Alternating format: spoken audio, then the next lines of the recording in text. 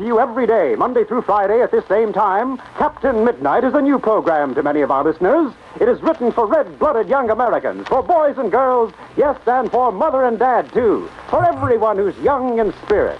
Captain Midnight will bring you plenty of excitement. Time for a monologue. Suspense, thrills galore that lets you live a story of real adventure. In the air and on the ground. You'll never want to miss a single broadcast of Captain Midnight, and you'll want all your friends to enjoy it, too.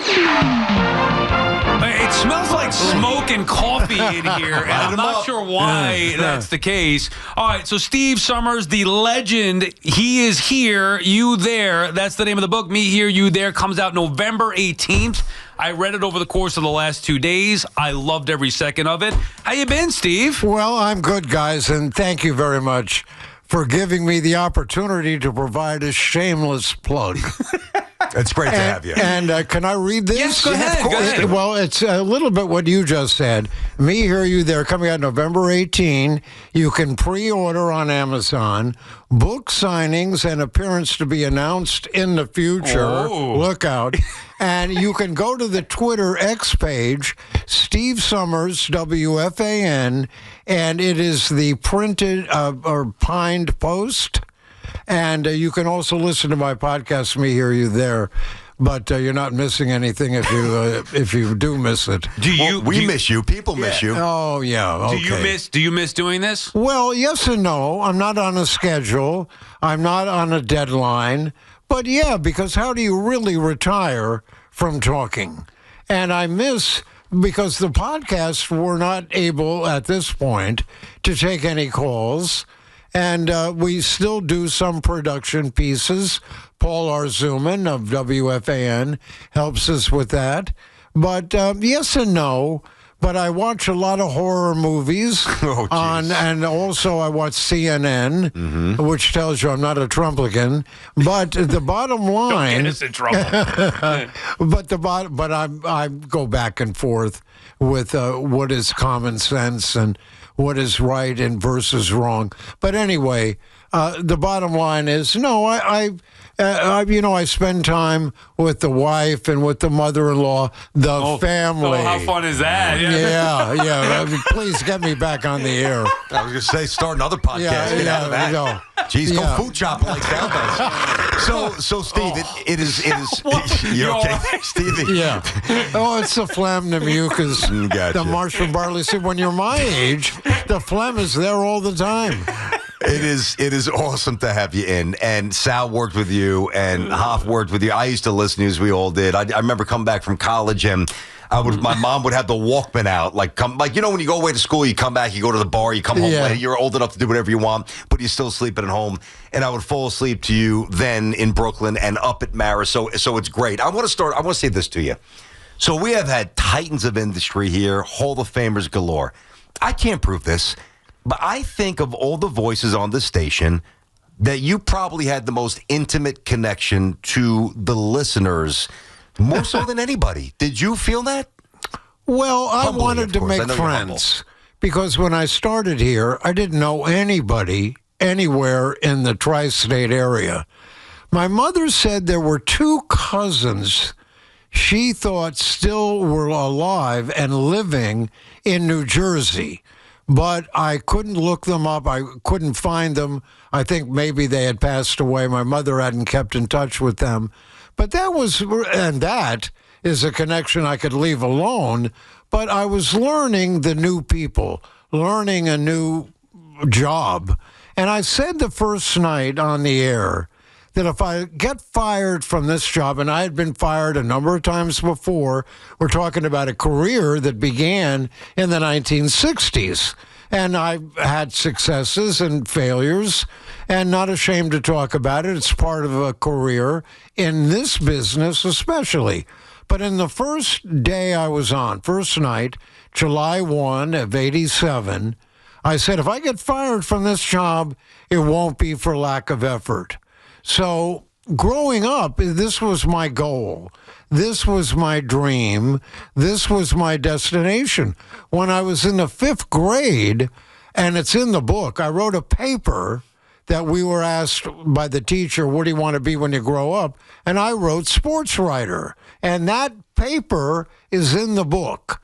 Number two, when I was about 12 or 13, anything and everything about New York being the number one city in the world, I knew from Madison Avenue, Fifth Avenue.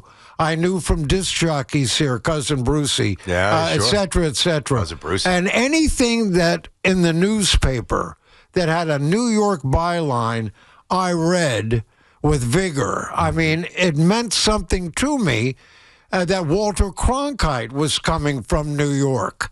Anything and everything about New York meant something to me. I'd heard about, as I say, Madison Avenue, Fifth Avenue, Madison Square Garden, Rockefeller Center, on. And it all was a goal, a destination, a dream. And I always have said, and I think it's in the book too, that if you were to make a trip on an airplane from the left coast to the right coast, 6 hours or so, took me 22 years for that flight to happen. Yeah, it is in the book. I just read that. Obviously, we're in studio with Steve Summers. You recognize the voice, legendary. It was great for me to read the book and learn certain things. I've heard a lot of these stories from working with you over the years. Yeah. But also just gain a different perspective. You have had a tremendous career. And I think the most important thing to you, and for me, like knowing you talk about coming to New York and making it be your dream. You are more New York than people who have never left here before. Has that like dawned on you how New York you are and how part of the fabric you are of this city? Well, the agent that I had at the time was from New York, from Brooklyn, and he thought I would do well here, but TV. I wanted to be Scott Clark or Len Berman or Warner Wolf. Or Russ Salzberg. Oh, absolutely. It's your boy Russ. Get the banner. I'm leaving. Okay, I see Russ all the time. Listen, Russ is in my neighborhood. I love Russ. Just because you don't love him, I love him. You know, we love him. Right? But here, the thing is, when Chernoff asked me, Mark Chernoff, the program director at the time, as you know, when he asked me to join Russ, I told him no, I didn't want to do it. I was happy working overnight. I was crying on the telephone talking to my mother and my father that it seems to be working, whatever it was that I was doing. Because you never know. You can be wonderful and still lose your job. And because I had a strike or two against me, I wasn't from here. I didn't grow up with Horace Clarke. Yeah. I didn't grow up with the Yankees and the Mets. I saw the Mets, of course, from Candlestick Park. As a kid going to Giants games. Willie McCovey, I lived in the same building with him. He was on the top floor. I was down Willie on had the second floor. What's that? Willie had the penthouse. Yes, of course. And I had a studio apartment where my parents had to help me pay the rent.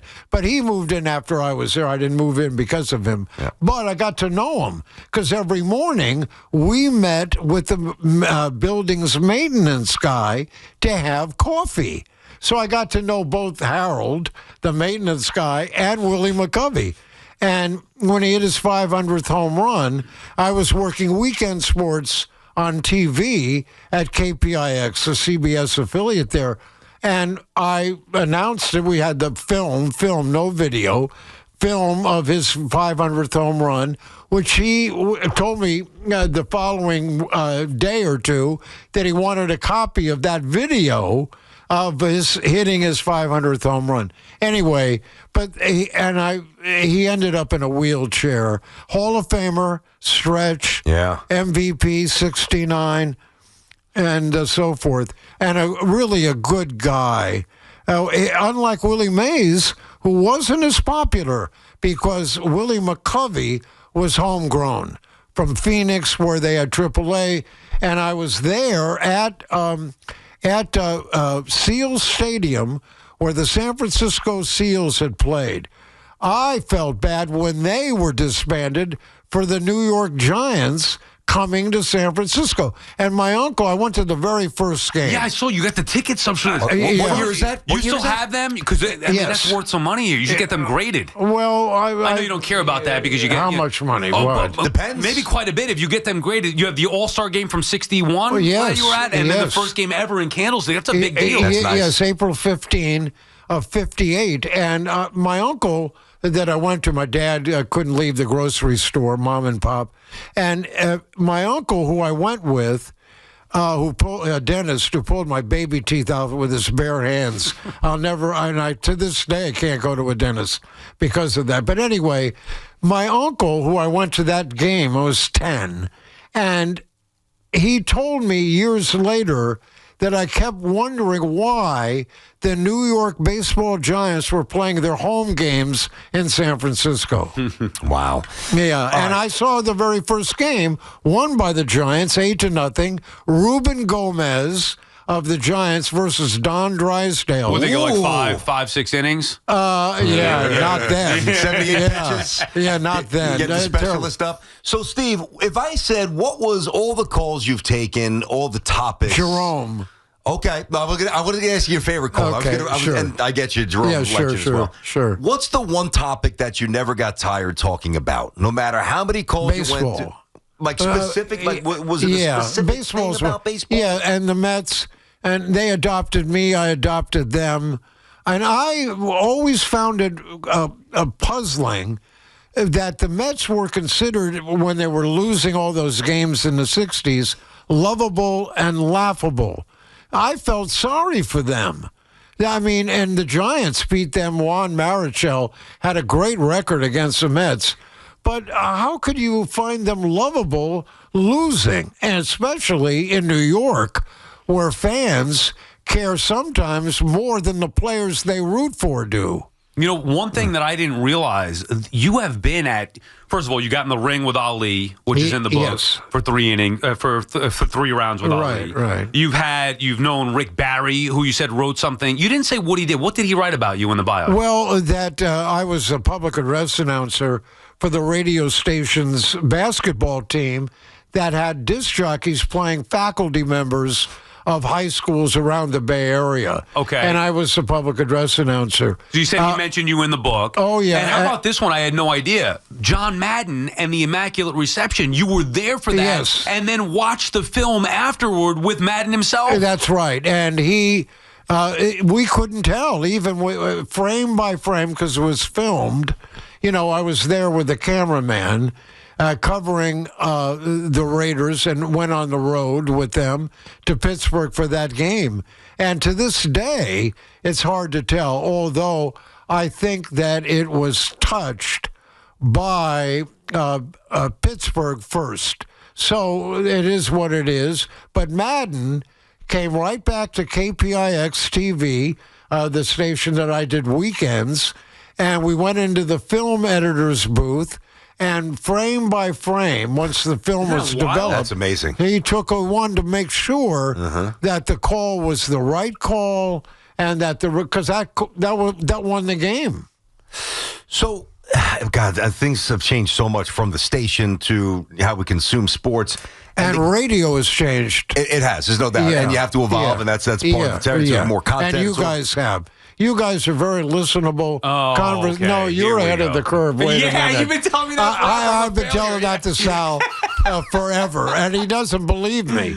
No, you both are very gifted. There's no question about it. And you do remind the listeners to this radio station of what it was, WFAN, what it is, and will continue to be, because you two carry that torch. That's very nice. And we're not alone carrying that torch, but thank you very much for that, Steve. True. We really appreciate that. What is like? Bring more. The bosses are listening. I'm not being politically Steve. correct. What sport has changed the most? Because there's been so many changes over the years. Oh, football, I think. That has actually taken away your enjoyment a little bit. Like, is there a sport that's changed where it's no longer recognizable? Well, because I'm in a pool. You know, I'm more interested in these games. The rules and the officiating is terrible, generally speaking. They get a lot of close calls right upon further review. However, they miss a lot also. And sometimes they don't even bring the chains out. It looks as though somebody has stopped short, and they still give a first down.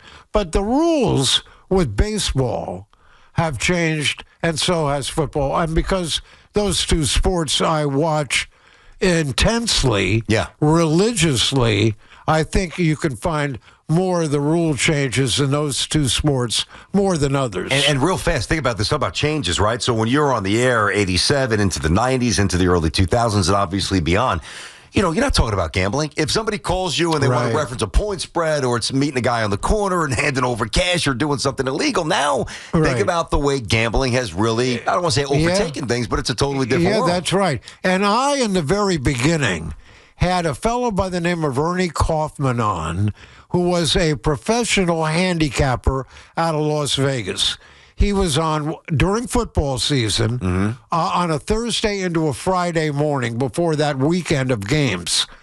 We took calls for 3 or 4 hours for him talking about various games coming up that weekend. He was very popular, and then we had to stop with him being on. Because the station told you not to? Yes. And I didn't know this. I learned this in the book. Check it out. You could pre-order it now. November 18th, Steve Summers, Me Here, You There. I learned this in the book. That's where the over the night and under the covers, overnight and under the covers came from. That's what you said in the book, that the over-under reference when having that guy on. Yes, correct. Yeah. We got to hear this. That's wild. Yeah, Ernie Kaufman was his name. I don't even know if he's still alive. Originally from Boston, living in New York and Vegas. He had homes in both places. And he always would say, you can listen to me, but don't trust what I'm saying, because you'll end up losing more than you'll win. But he really analyzed like you wouldn't believe, and won an awful lot of games that he was picking. And he took one call after another. The phones lit up like a Christmas tree lights.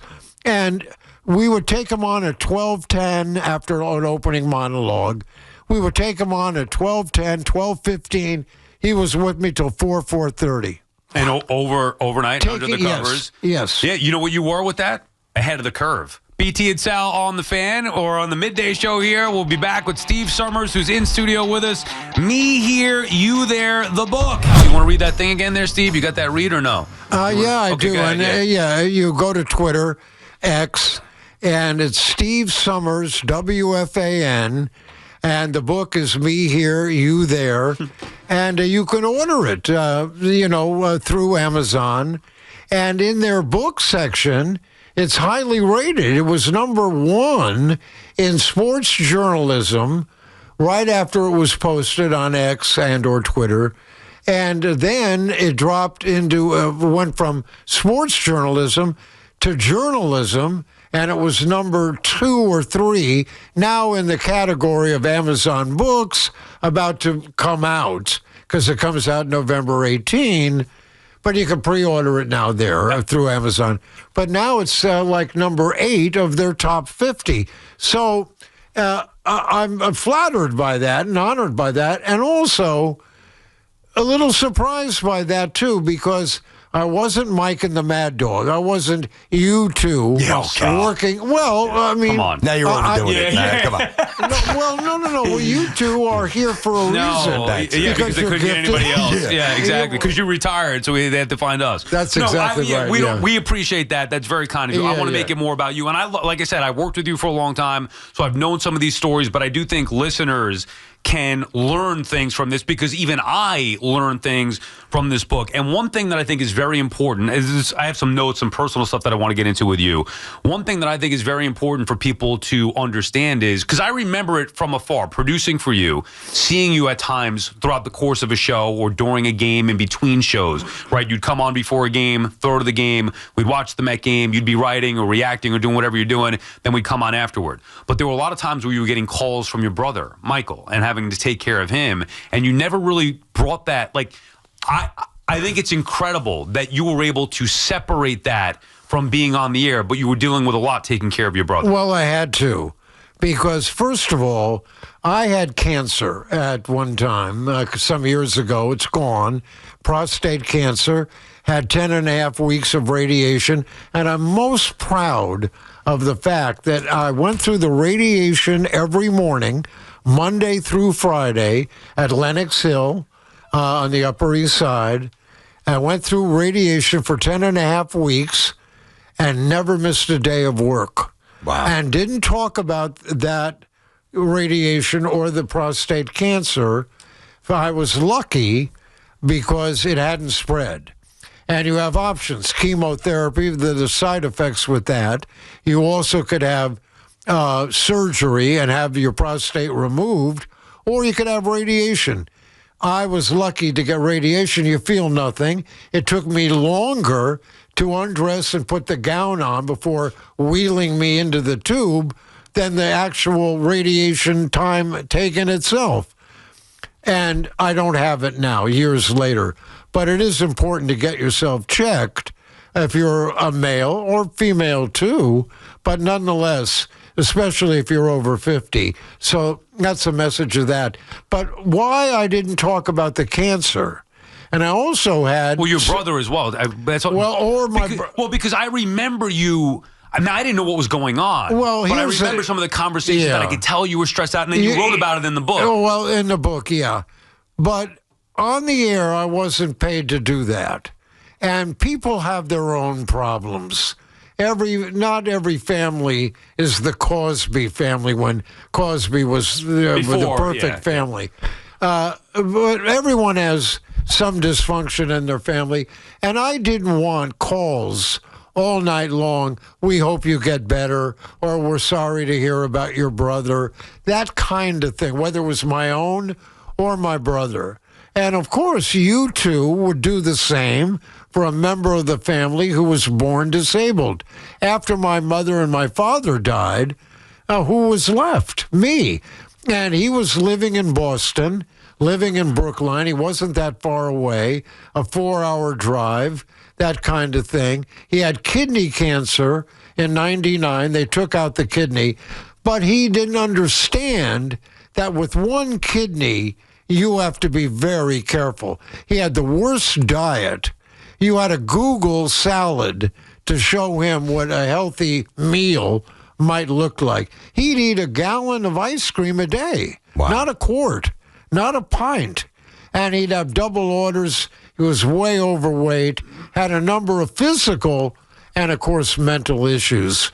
But he was family, and I did my best.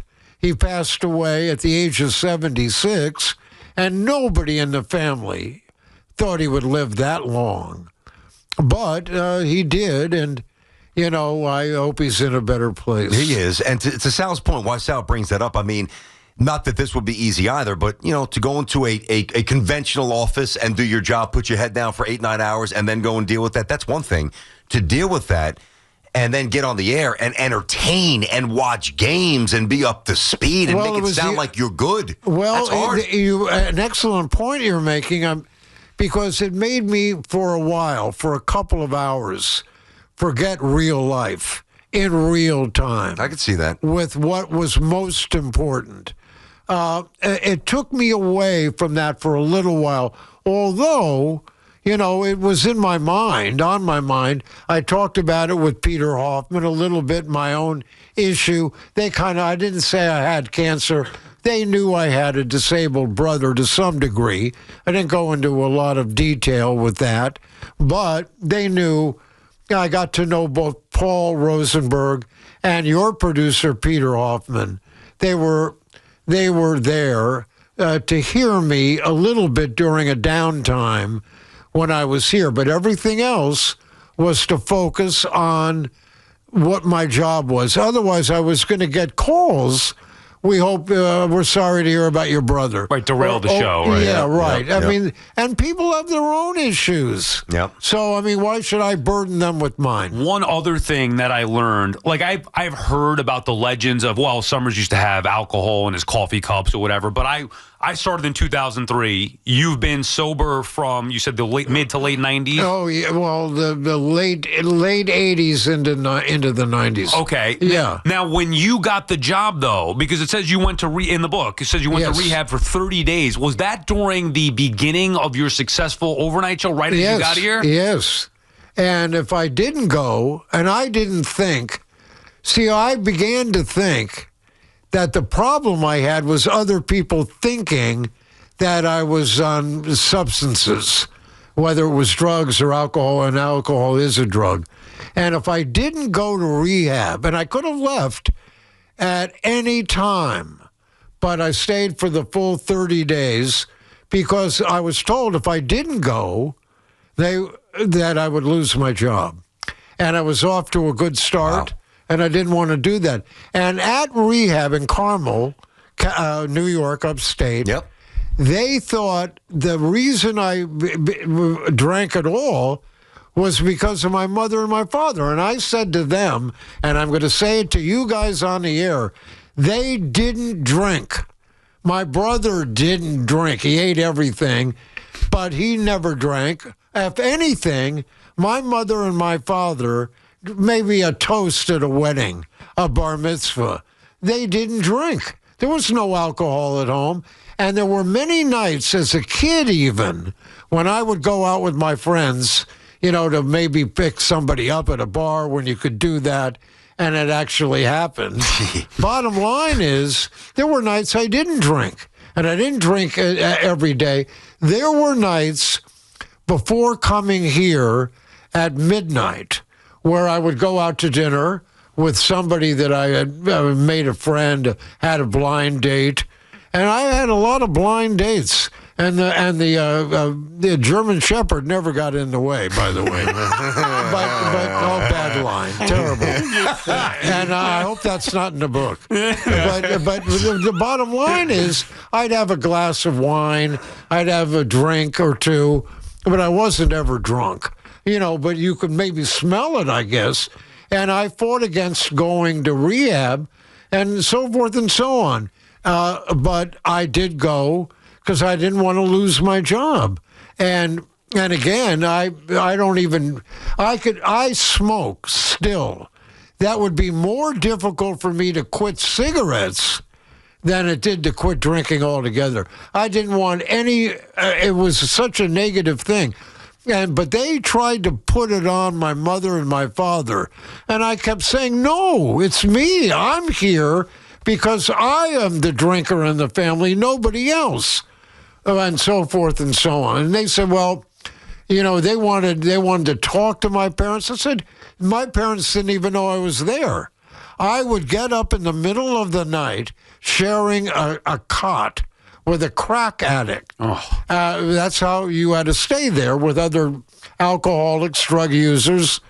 And I would call my mother and my father in the middle of the night, charge it to my home phone here, and tell them everything was fine. Wow. I didn't want to ruin what was pleasant for them. Did you not want to? They never knew. Wow. I was there. So you didn't want to disappoint them or burden them. Correct. Both. Both. Yeah. Gotcha. Both. Oh no, Wow. It wasn't their problem. I got you. Totally understood. It was mine. Yeah. And yet the counselors there wanted to blame them for me. No, they didn't. And I would say, no, you're not doing that. They brought tears to my eyes the day they wanted me in front of them to call my parents. And I said, I'm not doing it. They had nothing to do with this. Good for you. You have to believe that. There you go. Little mix up here. I'm sure you've hit this. But I don't know if it's in the book. I've skimmed the book. I've got to jump into it more thoroughly. You're not missing anything. No, stop. He loved it. He raved about it. Not just because he knows you. I've heard it's really good. Yeah, well. And what I've read is very good. Yeah. But if you have it in there, I may have missed it. What is the origin of the yellow legal pad? How did it start? Tell us. Well, I just went to Staples one day looking for paper. And it wasn't, here's the thing. You bring up an excellent point. Everyone used to say, oh, the monologues were good. Not all of them were good, of course. But everyone would say that said something about the monologue, you're a good writer. No. when you write for radio, you're writing for the ear. They only hear it once. Has to be very simple. If you're writing for print, whether it's a blog, a website, a newspaper, whatever it may be, you can reread it. But with radio, you hear it once. Then, of course, during the course of the program, you refer to a lot of points. Somebody might be listening to you an hour into your program that didn't hear your open. So you, again, may not do the monologue, but you're talking about what was in it. But I always thought it was the delivery more than the writing. And the podcast that I'm going to do a little bit later on today, after you guys having me on, it's so appreciated, I write a monologue for that. And then I say goodnight, and that's it. No. And then, but we can't take any calls. Yeah. But we do play a little production and make it as interesting as we can. And I don't get paid for it. I'm doing it. Not yet. Well, you don't. Come on, you made enough money. You don't need. No, I have more money than Trump. Yeah, exactly right. Well, all right, you got time for another segment here? Or you got somewhere to go? No, okay. Do I have time? I'm retired. What is it? And don't go. There it is. Yeah, I use them too. I use them. And use dark ink, I use Uniball. You want to take this time to go take a break out front and go maybe have a cigarette down in the elevator? I need to take a piss. That's all. This portion of the show is brought to you by Ray Cadena. Yes, you can. Okay. Don't get stuck in the elevator if you go down. It doesn't take you too long now. The portion of the phlegm. Okay, Joan Rivers called you on the overnight. That is right. Had no idea that was the case. And she called because somebody had brought up about where I live and blah, blah, blah. And I brought up that my apartment was a mess. And Joan Rivers, and we called back to make sure it was actually her, and she called to suggest a cleaning lady. Joan Rivers, that's a big, I know Seinfeld, we can get into that, but Joan Rivers? Yeah, Joan Rivers, but she didn't want to be on the air. We wanted her on. Oh, she didn't come on, but she did call. She called in on the regular call-in line and suggested a cleaning lady for my apartment. So... And that happened. Okay, and then one more. Well, there's more, but just the one that I want to bring up. Howard Cosell got you suspended? I was working TV in Atlanta, WXIA, an ABC affiliate. He had come down from New York for a dinner with an affiliate ABC station. And I did a commentary. I did sports Monday through Friday there. For only a couple of years. I was working for Confederates. I didn't like it at all. I hated it. And I got lucky because I ended up with Gumbel in L.A. at KNBC. Anyway, but the bottom line is I did a commentary during my sportscast in which Cosell was watching, and because he was in Atlanta for the dinner. And I basically talked about him being a caricature of himself. And he complained about it. Here was a guy that made his living complaining about other people and complained about me talking about him becoming the caricature of himself. For 2 days, I was suspended by a general manager who not only had a spittoon in his office, but used it. Really? Spittoon? Wow. He was a Confederate from Stonewall Jackson. You want one more, BT? You'll like this. One more. I did not know that you were dating somebody. You went on a vacation. And oh, yeah, Ronnie. And she left you. I was crying of laughter reading this one line. Well, I didn't talk about it for years. It happened in 1975, and she was the girl that I was with, and we went on a cruise. Now, the waiter at our table, she liked very much what he had to serve. Which was himself. So, and I suspect. And Is that what you tweeted the other day, Sal? It is, right? Yes, I tweeted the page for them. It was so good. I was very upset by it at the time. And on the air, after years gone by here, Oh, man. I told that story, Love Boat for her, Ship of Fools for me. Oh, man. But you recovered nicely, didn't you? You got a little game. You got some bounce and back I there, Stevie. suspected something was wrong because we'd go to dinner. We would go to dinner, and she would leave to say, I'm going to do my makeup. I'm going to refresh with my makeup and be gone for an hour or two. No way. Where was she having plastic surgery? Something was getting rearranged. She was seeing him, in his stateroom.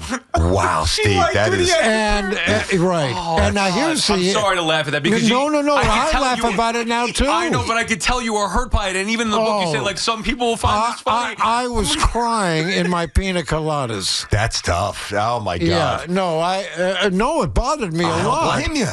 And it didn't bother anybody. Yeah, and here's the ironic thing. Years later, I'm working in Atlanta. I got along with her parents very well. This was while I was in Sacramento. And the bottom line, doing TV there. And she had left a note on my car that she wanted to meet me, and she had a boyfriend at the time. I should have realized that we were young playing the field, which you could do. Yeah. And so we went on this cruise after we had been going together for about a year, and the bottom line is that she met the waiter, she moved to the Canary Islands, where he was from, off the coast of Spain, then stayed with him from what I understand from her parents, who I got along with very well, and wanted me to marry her even. And not a Jewish girl, Ronnie McKee or Veronica McKee. Irish, Scottish, yes. German, yeah, there you go. Through and through, God love her. Uh-huh. And bottom line is I'm in Atlanta now, and she comes back from Europe. She had stayed with the guy, the waiter, for about 6 months in the Canary Islands, and then with girlfriends traveled around Europe. Came back to the United States on her way back to Sacramento, stops in Atlanta, calls me and wants to get together again. I said no. Good for you, standing your ground. Not even one less. Yeah, I thought about it. Right. I thought about it because... Under the covers, talking about SEX. Listen, you're talking about under the covers. but I thought about it, but I would never be able to trust her again. You got to have a little self-respect. Yeah. You got to draw the line somewhere. There you go. All right, so this is a random one. You don't have to spend too much time on it. I feel like I know completely what kind of music like Beningo loves and Dog loves Bruce. You were born, obviously, out in San Francisco, and so many, groups were spawned out there in the 60s and the 70s. Like, what's your favorite type of music? Well, it's rock and roll, really, rhythm and blues, little soul music. A good friend of mine in college, Ben Fong Torres, and I'm going to have him on my podcast, an original writer of Rolling Stone magazine, the last to interview John Lennon, the last to interview Jim Morrison. Wow. And an Asian actor played Ben in the movie Almost Famous. Wow. What an interesting guy. With Kate Hudson in that movie. Great movie. And the Asian character was Ben Fong Torres with Rolling Stone. And he's retired now. He lives out in the Bay Area. And I wanted to write more about him in the book. I think I made reference to Ben, but I got in touch with him from a high school teammate on the baseball team who was a writer for the San Francisco Chronicle and has written a number of books, including one that was a bestseller about the Zodiac Killer. And Duffy Jennings, his name. And I called Duffy, only about 2 weeks ago, and I said, Duff, and I went to high school with Duffy, so I knew him. I said, Duffy, do you know how I can get in touch with Ben Fong Torres? And he gave me his phone number, and now I'm going to get Ben on my podcast. He's not really a sports fan, but music. That's a good one. I'm going to listen to that. I like it. Ben was very close, with Rolling Stone, very close to Bill Graham, who had Fillmore West and Fillmore East. Ben was into Cream and Led Zeppelin. I wasn't so much into the Not acid the hard rock stuff as much. Not like Jimi Hendrix and stuff. No, I knew of them. No. Janis Joplin. Yep, for sure. Creedence, Jefferson Airplane. Creedence Clearwater, maybe. Who? Creedence Clearwater. Oh, yeah, great. There you go. Oh, yeah, great. The Eagles, Yes, great. love the Creedence Eagles. Clearwater are great. Okay. But not into the acid rock. Now, Ben was. And he was with, in college, I was the sports director of our campus radio station. He was not the music director, but he was partly program director with the music, and he was a writer for the campus newspaper. But a great writer. Ben Fong Torres. So only very happy to mention his name. BT and Sal in studio with Steve Summers. Sports Talk on WFAN is presented by Paramount Plus. You can't count on much, but you can always count on Sundays with the NFL on CBS and Paramount Plus. Watch your local NFL game live every Sunday all season long. Visit ParamountPlus.com/NFL to get started today. One other thing from the book, and I'll always be grateful. Like, I love Jerry Seinfeld, and I love the Seinfeld show. I remember I wasn't even working on your show yet, but I believe I was an intern in 2003. You had Seinfeld come in studio at the old Astoria place. He went around and shook everybody's hand, including my own. He made eye contact. I'll never forget that. As an intern, it wasn't just Jerry Seinfeld big timing people. He went in there for Steve, shook everybody's hand. So I love that. I do think, though, and there's great insight. You share some emails between you and Seinfeld. And he wrote the forward. Okay, but that's the thing. Like, I think you're almost. He called you because he's a fan of you. I know you met him. You could get into that. You don't need Seinfeld's fame. You're Steve Summers. Like, stop. No, I'm serious. Like, you almost overdid it with the Seinfeld stuff. No. Listen, I've been very lucky, and listen. You guys know all too well. You want to be good, and you don't need anyone to tell you when it's working. Whatever it is that you're doing, whatever your approach is, whatever your presentation is. But I also am smart enough to know what I don't know.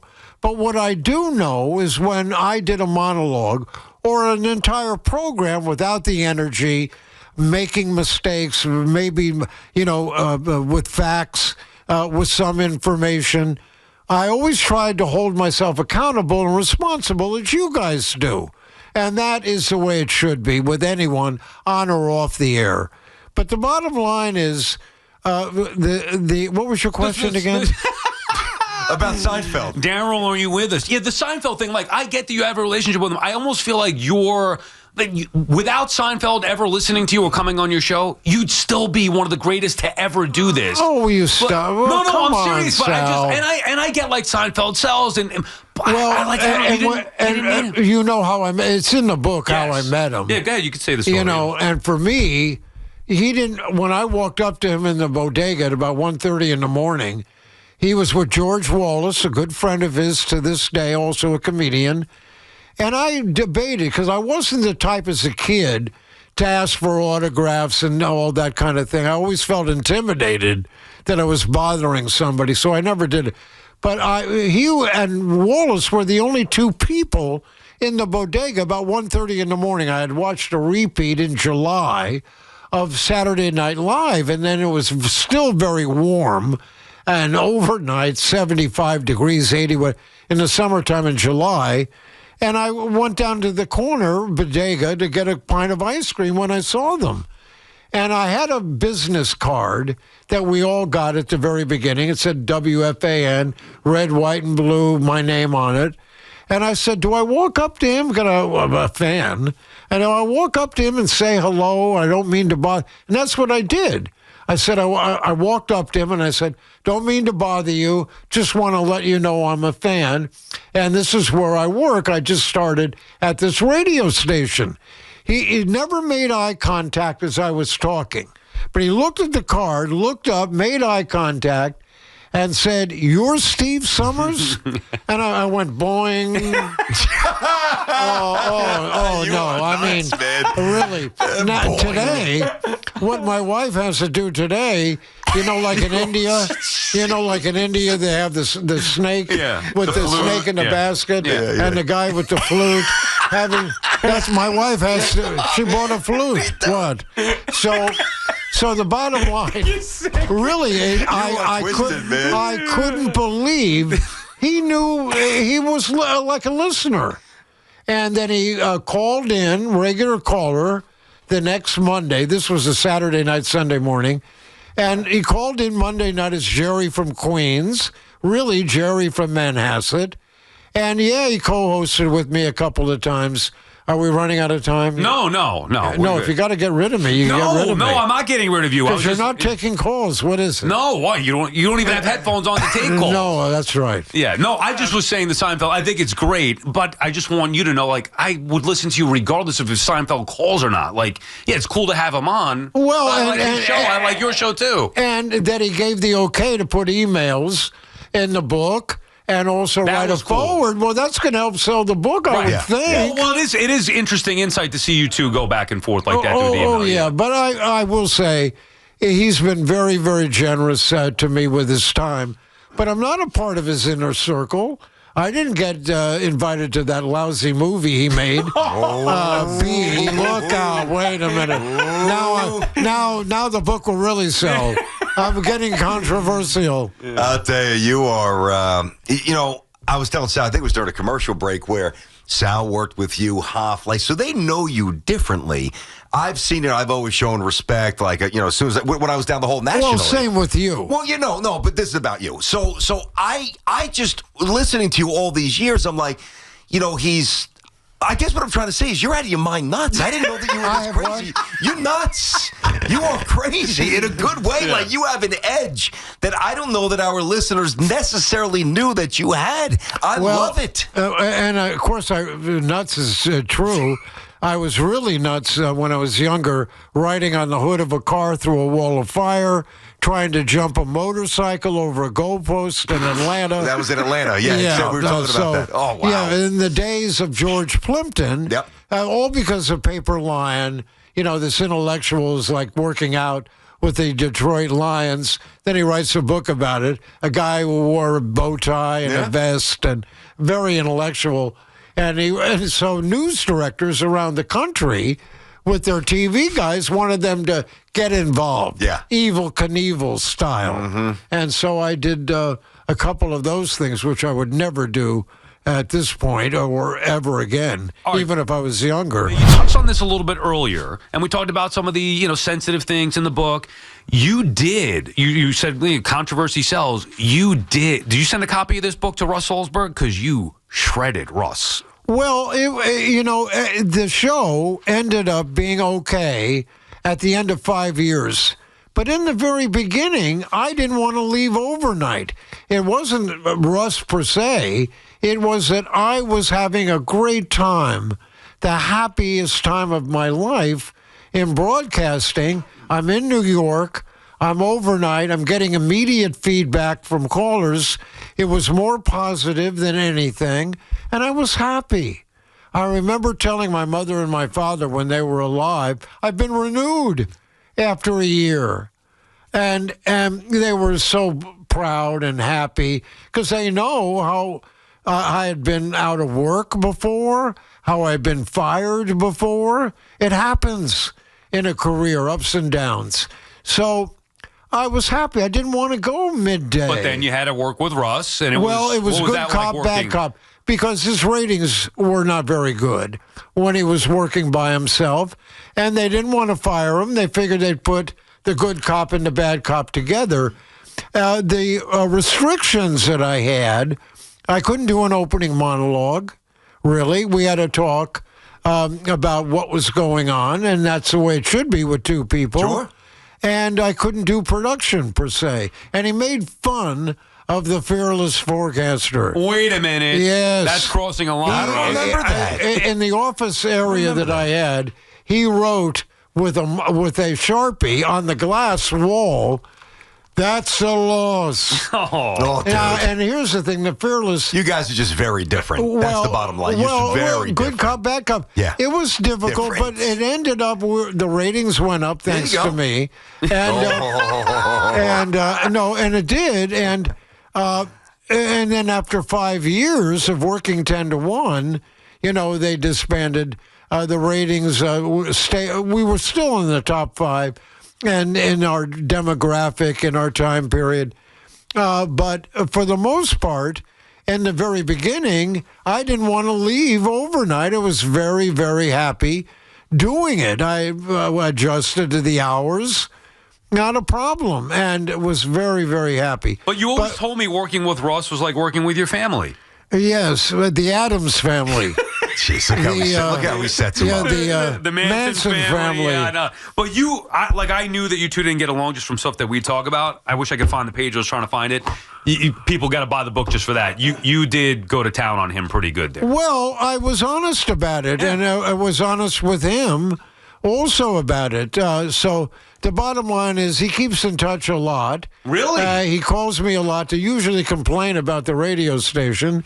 And is that true? No, I'm making it up. But the bottom line is that the bottom line is that he does call and he always says, "Let's get together for lunch."